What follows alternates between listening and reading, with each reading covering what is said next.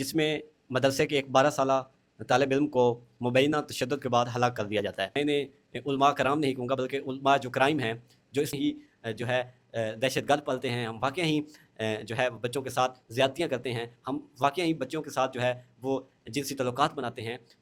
السلام علیکم ناظرین، آپ دیکھ رہے ہیں نیوز پیچ، میں ہوں محمد شعیب وینس۔ پچھلی ویڈیو میں ہم نے ایک بے ایمانہ اور جو ظالمانہ قتل تھا بلوچستان میں، اس کے بارے میں بتایا تھا کہ 21 جولائی کو ایک اور ہولناک واقعہ ہوتا ہے سوات میں۔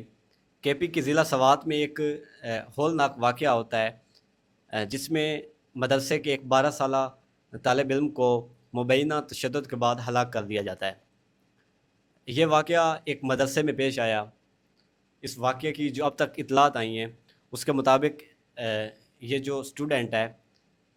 یہ اس مدرسے میں تقریباً 3 سال سے زیر تعلیم تھا۔ جب یہ اپنی ہلاکت سے 3-4 دن پہلے گھر گیا تو یہ واپس مدرسہ نہیں آنا چاہتا تھا، اور جب اس سے وجہ پوچھی گئی تو اس نے یہ بتایا کہ جو مدرسے کا معتمد ہے، اس کا جو بیٹا ہے، وہ مجھ سے جو غیر جنسی تعلقات ہیں وہ قائم کرنا چاہتا ہے، اور اس لیے میں نہیں جانا چاہتا۔ پھر اس کا جو چچا تھے وہ اس کے ساتھ گئے، کیونکہ اس کے والد جو تھے وہ بیرون ملک ہوتے ہیں، اور جو مدرسے کے ناظم ہیں، جو مدرسے کے معتمد ہیں، جو اس کے اساتذہ کرام ہیں، انہوں نے قرآن اٹھایا کہ ایسی کوئی بات نہیں ہے۔ اس کے والد صاحب سے ویڈیو کال کرائی گئی، ان کو اعتماد میں لیا گیا کہ ایسا جو ہے کوئی ڈیمانڈ نہیں ہے، ایسا مطالبہ کسی نے نہیں کیا۔ اس کے بعد جیسے ہی اس کے چچا اسے چھوڑ کر واپس چلے گئے تو اس پر تشدد کیا گیا۔ جو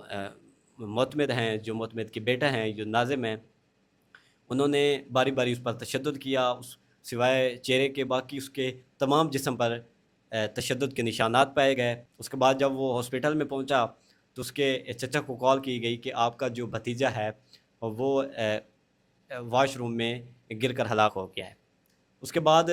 جو ہے اس واقعے نے کافی جو ہے وہ ہائی پکڑی، یہ کافی وائرل ہوا۔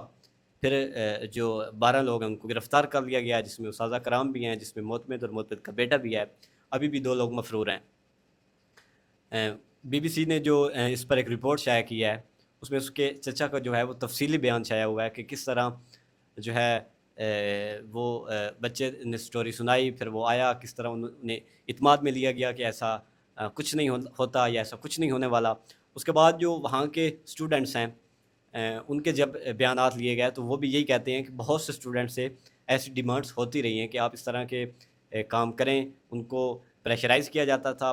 معتمد کے بیٹے کی طرف سے یا جو باقی انتظامیہ کے لوگ تھے ان کی طرف سے۔ اب یہ جو ایک واقعہ ہے، جب بھی ہم اس کی تفصیل پڑھتے ہیں تو ہمیں یہ لگتا ہے کہ ایز اے سوسائٹی جو ہم کر رہے ہیں، پاکستانی سوسائٹی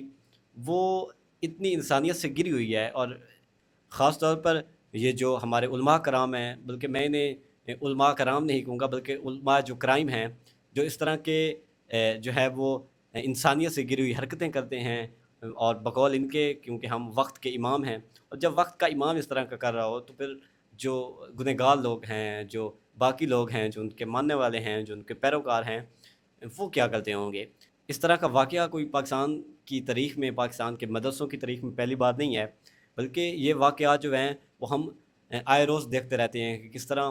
ایک مدرسے میں بچے کے ساتھ جنسی زیادتی کی گئی، کس طرح ایک بچے پر تشدد کیا گیا۔ اسی کے ساتھ ایک اور واقعہ بھی رپورٹ ہوا ہے جس میں بچے کو تشدد کا نشانہ بنایا گیا ہے۔ اب اگر اس مدرسے کی بات کریں جو سوات میں واقعہ ہے، اس مدرسے کی رجسٹریشن نہیں ہوئی تھی۔ وہ مدرسہ بغیر رجسٹریشن کے چل رہا تھا۔ اس میں تقریباً 160 سے 170 جو بچہ ہے وہ زیر تعلیم تھا۔ تو پاکستان میں بدقسمتی سے ہمارے جو مدرسے کی رجسٹریشن ہے، اور پچھلے دنوں جو مدرسے کی رجسٹریشن کا جو ترمیم بل ہے وہ بھی پاس ہوا تھا، جس میں 2019 میں پی ٹی آئی کے دور میں ایک ترمیم کر کے جو مدرسے ہیں وہ جو ایجوکیشن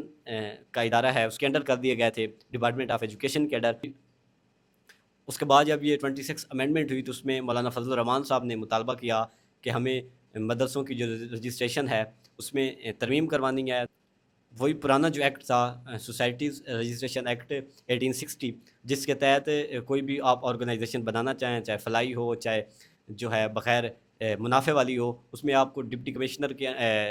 تھرو جو ہے وہ آپ نے اپلیکیشن دینی ہوتی ہے اور آپ کی رجسٹریشن ہوتی ہے۔ اب نئی ترمیم کے مطابق اب جو مدرسوں کی رجسٹریشن ہے वो इस एक्ट के थ्रू होती है, और इस एक्ट के थ्रू चूँकि 2019 से पहले भी होती थी, तो बहुत से जो मदरसे हैं वो रजिस्ट्रेशन नहीं करवाते थे, बग़ैर रजिस्ट्रेशन के चलते थे। तो जब इस तरह के रजिस्ट्रेशन के बग़ैर मदरसे चलेंगे और इस तरह की जो है वो एक्टिविटीज़ होंगी, तो ये इस वजह से होगा कि वहाँ पर जो है मदरसे में क्या हो रहा है। इवन कि हम ये नहीं कहते कि सारे मदरसों में गलत हो रहा है, लेकिन बहुत से मदरसों में इस तरह के काम जो हैं वो होते रहे हैं। बहुत से मदरसों में जो हैं वो जो दहशतगर्द हैं वो पनाह भी लेते रहे हैं, वहाँ पे परवरिश भी करते रहे हैं, वहाँ पे सीखते भी रहे हैं। तो ये पाकिस्तान की एक तारीख़ है जिसको बहरहाल झुटलाया नहीं जा सकता। लेकिन ये जो मदरसों में हो रहा है, इसके लिए हमें कुछ रेगुलेशंस करनी पड़ेंगी कि ये इस तरह का अगर निज़ाम चलता रहा। एक जो मैं बयान पढ़ रहा था उसके चचा का, वो ये कह रहा था कि हमने एक अच्छा इंसान बनाने के लिए अपने बेटे को इधर भेजा था, लेकिन उसके साथ क्या सलूक किया गया। हमें इस चीज़ का बिल्कुल भी आइडिया नहीं था कि ये अच्छा इदारा नहीं है, बल्कि ये एक ज़िबा खाना है जहाँ पे जो बच्चे हैं उनको तशद्दुद का निशाना बनाया जाता है, वहाँ पर जिनसी तशद्दुद किया जाता है, वहाँ पर जिनसी तल्लुकात के लिए प्रेशराइज़ किया जाता है। तो हम तो बच्चे को एक अच्छा इंसान बनाने के लिए मदरसे में भेजा था, लेकिन हमें नहीं पता था कि यहाँ पर इस तरह की एक्टिविटीज़ होती हैं। तो इन वाक़यात को देखकर ऐसा लगता है कि हम जो महज़ब माशरे हैं उनसे बहुत पीछे हैं, और जब तक हम इस तरह के जो उलमाए कराइम हैं इन पर पाबंदियाँ नहीं लगाएँगे, इन पर चेक एंड बैलेंस नहीं रखेंगे, जब तक हमारी जो गवर्नमेंट्स हैं वो इनके आगे ब्लैकमेल्स नहीं होंगी, इनसे प्रेशराइज़ नहीं होंगी, इनकी मर्ज़ी के तरमीमी बिल पास करवाना नहीं बंद करेंगी, तो इस तरह के वाक़यात होते रहेंगे। इसमें हमारी रियासत भी मुलव्वस है, इसमें हमारी गवर्नमेंट्स भी मुलव्वस हैं, इसमें हमारे इदारे भी मुलव्वस हैं, जो इस तरह की एक्टिविटीज़ की इजाज़त देते हैं। बग़ैर रजिस्ट्रेशन के इदारे चल रहे हैं, बग़ैर रजिस्ट्रेशन के हैं, वहाँ पे जो है वो पता नहीं कौन-कौन से लोग, कौन-कौन से दहशतगर्द वहाँ पर पनाह ले रहे हैं। इस पर हमारी रियासत को भी सोचना चाहिए, इस पर हमारे इदारों को भी सोचना चाहिए, इस पर हमारी गवर्नमेंट्स को भी सोचना चाहिए कि अगर हम इसी तरह मदरसों को खुलेआम छुट्टी देते रहेंगे, तो इस तरह के वाक़यात होते रहेंगे, और जब जब इस तरह के वाक़यात को जब इंटरनेशनल दुनिया रिपोर्ट करती है या उनको देखती है, तो वो क्या सोचते होंगे कि ये सोसाइटी कहाँ पे खड़ी है। यहाँ पे बच्चे महफूज नहीं हैं, वहाँ पे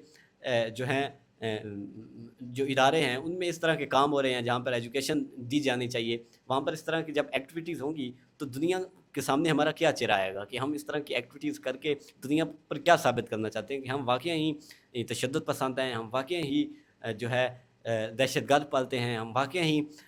जो है बच्चों के साथ ज़्यादतियाँ करते हैं, हम वाक़ई ही बच्चों के साथ जो है वो जिनसी ताल्लुकात बनाते हैं। तो इस पर हम सबको सोचना चाहिए, इस पर हमारी जो मुक़्तदरा है उसको सोचना चाहिए कि इन मदरसों को, इन नाम नहाद जो इस्लामी तालीम दे रहे हैं, इनको लगाम डालनी है या नहीं डालनी, या इसी तरह जो सोसाइटी है इसको चलाना है। आज के व्लॉग में इतना ही, इजाज़त दीजिए। अल्लाह हाफ़िज़।